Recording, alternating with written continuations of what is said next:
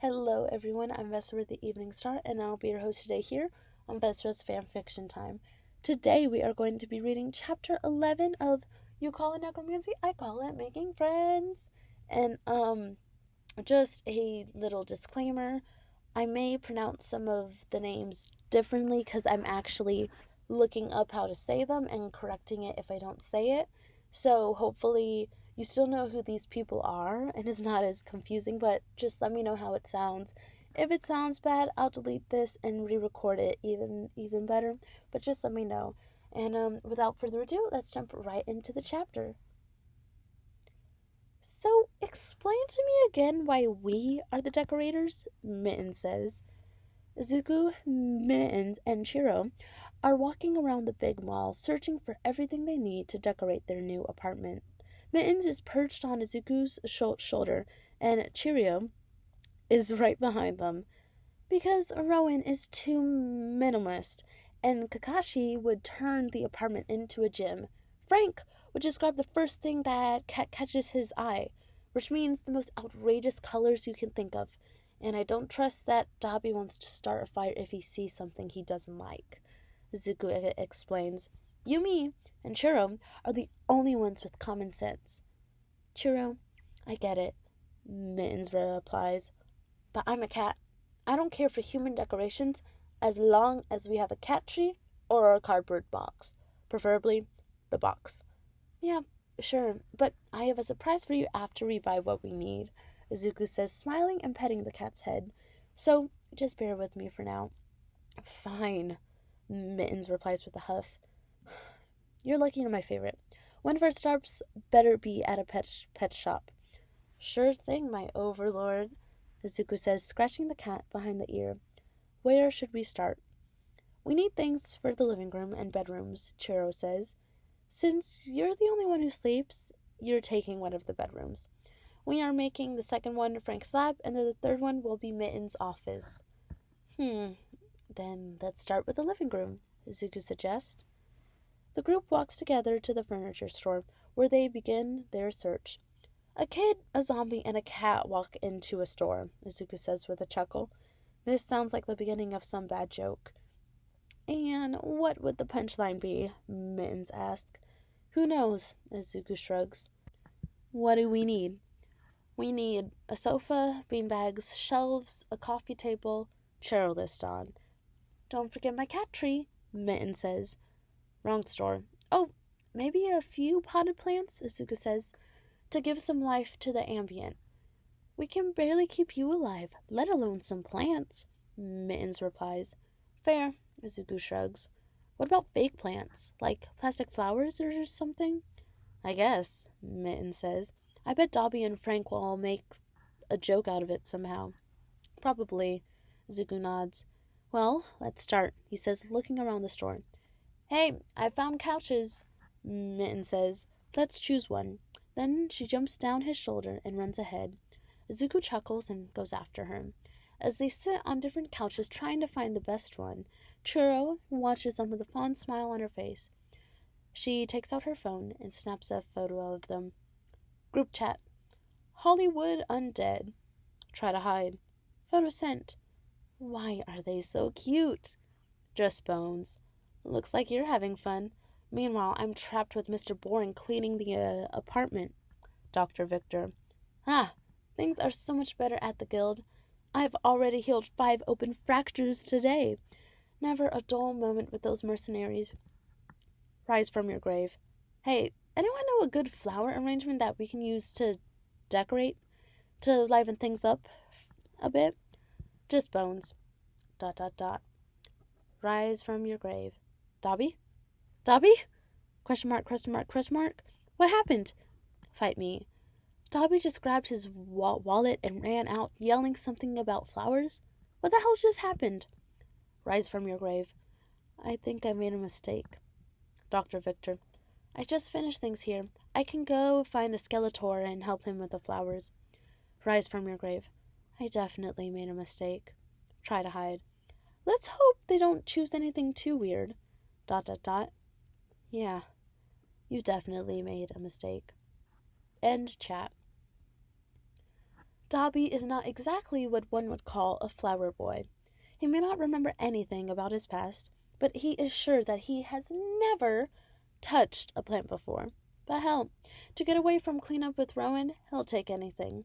Also, Izuku only asked for a flower arrangement. He didn't give clear information about what he wanted. In Dobby's books, that gives him free rein to mess around. It's probably better to get fake flowers. I don't think Izuku can make zombie flowers. Dobby thinks aloud as he walks. That's actually something I'd like to see. Like a true professional, he perfectly ignores the stares he gets from people. It's like they never saw a skeleton before. What kind of flower should I get? Dobby wonders aloud. I'd suggest chrysanthemums. A very familiar voice says. Dobby turns around and finds the pale figure of his white-haired, older annoying teammate looking at him with his usual smile. Don't you have people to heal? Dobby asks, raising an inexistent eyebrow. Slow day, Frank shrugs. Healed a few people. If they need me again, Star has my number. Okay then, Dobby says, looking around. Chrysanthemums, you said? Yep, Frank replies, smirking. Death flower. Oh God, why didn't I think of it? Dobby laughs. We should throw in some spider lilies as well. Oh, carnations too, Frank adds. It'll give it a nice touch. This will be quite the bouquet, Dobby says, laughing. How about... He stops and looks a bit ahead, a smirk tugging on his non-existent lips. I have the perfect idea. He points ahead. Frank turns around, and his eyes widen at the sight. He looks at Dobby, grinning like a madman. Dobby, I platonically love you, he says. Let's go! For some reason, Izuku feels a cold chill run down his spine, and he is sure that it is related to his resident skeleton and doctor. These two together, unsupervised, are a disaster waiting to happen. Well, that's a problem for future Izuku. Present, Izuku is carrying Mittens with a hand clasped over her eyes. He has a surprise prepared for her, after all. As they enter the underground support company, Izuku takes his hand away. Mittens' eyes widen at all the devices, tools, and components she can see around. She jumps down and starts walking around, looking at everything. Listen, I know I'm dead, but I didn't expect to end up in heaven, she says in wonder. Well, we are building an office for you, but you'll need tools for that, Izuku says. So choose everything you need. There's no budget. Mittens looks at Izuku like he just hung the moon. I love you, Izuku, she says, and starts walking around. As Mittens does her thing, Izuku walks to the counter and has a hushed conversation with the attendant.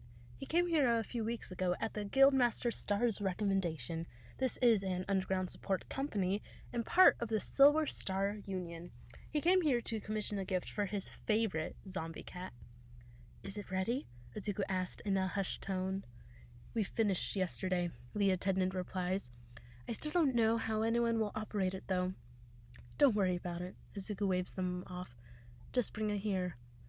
All right. The attendant shrugs and walks away.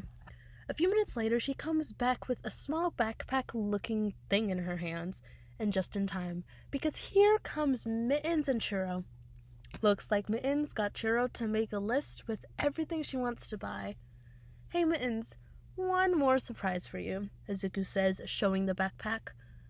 What's that? Mittens asks, tilting her head in confusion. Try connecting to it, Izuku says. Mittens closes her eyes and concentrates for a few seconds. Then the backpack starts moving. From its side, arm-like things expand and start moving around. Mittens opens her eyes and looks at it in wonder. She tries it for a few seconds, and soon it is moving like it's the easiest thing in the world. I can finally build my own things, she says excitingly. That's amazing. I'm calling it the back arms. Glad you like it, Izuku says, grabbing the backpack and carefully strapping it on her back. How is it? A bit heavy, but I can get used to it, Mittens replies, extending the arms again and moving the fingers. It's perfect. This will be so useful. Huh, a technology quirk, the attendant asked. And this device? An animal translator? Would it work with any animal? Or does it only work because of your quirk? What do you think I am, human?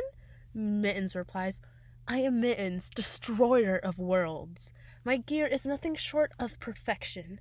Any animal can use it, but of course, if you put this on some animal with limited intelligence, you'll only hear gibberish. That's still amazing, the attendant replies. Would you be willing to sell us the blueprints? We will pay the appropriate value for it. This invention is revolutionary. This little thing, it was barely worth my time. A ding is heard on the attendant's screen. You can have it, but don't expect me to sell my other inventions. She looks at Chiro, who puts the list she made on the counter. We also want to buy everything on this list. Very well, the attendant says, nodding. Still, I can't have this for free. She looks at the list and smiles. All right, you can take everything on the list, on the house. Do as you wish, human, Mittens replies. Perfect, the attendant nods. We'll arrange for it to be delivered for you as soon as possible. Where would you like it to be delivered? Mittens looks at Izuku. Our apartment, Izuku replies, quickly jotting down the address. Guildmaster Star assured me it's safe to trust you. I know you won't double-cross us, he says, smiling, but the warning is clear. Understood, the attendant replies, not even batting an eye at the threat. Everything will be delivered tomorrow. Perfect, Izuku says with a smile. As Izuku gets home, he lets out an impressed whistle at how fast the furniture store is. Everything they ordered for the living room has already been delivered and assembled. As he walks in, he sees Rowan scratching his head while looking at the new TV remote. I have no idea how this thing works, he says as he notices Izuku, Chiro, and Mittens walking in. These new technologies make no sense. You talk like you are some kind of elder, Mittens says. I think I'm going to start calling you old man. Don't you dare, Rowan replies, pointing the remote at her. Dobby and Frank are already annoying enough. Speaking of them, Izuku chimes in, aren't they home yet? How long does it take to buy some flowers? I'm almost afraid of what they're getting, Chiro says. I mean, Frank is one who makes most of the money here, so I guess we can't say much about his taste. That's why he's getting one of the rooms, Izuku replies. Yeah, his lab, right? Mitten says. What does he even need a lab for? Rowan asks. Is he getting, medical stuff? Izuku, Chiro, and Mittens look at him with a "you're serious" expression. What? Before anyone could reply, the door opened, and Frank and Dobby entered. We got the flowers, Frank announces as he enters, and I'm sure you will all love it, Dobby adds. Oh, welcome. Izuku turns and stops, blinking slowly at them. Back. Why am I not surprised? What did he expect? Well, certainly, he wasn't expecting them to bring home a giant funeral wreath made of what seems to be spider lilies, chrysanthemums, hyacinths, carnations, and orchids. Ronan looks at them with the biggest kill me again expression anyone ever saw. I won't even question, he says. I'll go back to try and figure out how this thing works. He turns back to the TV. Oh, is technology too hard for you, old man? Dobby asks, smirking, which sends Mittens into a laughing fit. See? I said it, Mittens says. You do sound like an old man. Someone will end my suffering, Rowan says, pinching the bridge of his nose. Can you even have migraines? Izuku asks curiously. It's the feeling that counts, Ronan mumbles. Anyway, Mittens, help me here. Izuku, your things are in your room. Perfect, he says, grinning. I'll go decorate. Saying that, Izuku goes to his room, fully intending to only leave when he has it decorated exactly as he wants to. Okay, everyone, and that was chapter 11. I have no clue what I put for the beginning note, but I'm sure I'm going to find out when I'm re-listening to this before I post it. But yeah, oh my stars, so much is happening in my life, and I'm becoming an adult. It's slightly terrifying, even though, I don't know, growing up is weird, y'all, but I'm really excited, and this channel is growing so fast. We're already close to 900, and I'm like, what? I wasn't even here for a good amount of 5 months, I think. But yeah, anywho, I hope y'all enjoyed this chapter, and there is more to come. So, as always, have a good morning, good afternoon, good night. Have a good everything, folks. And I will see y'all next time. Mwah. Bye.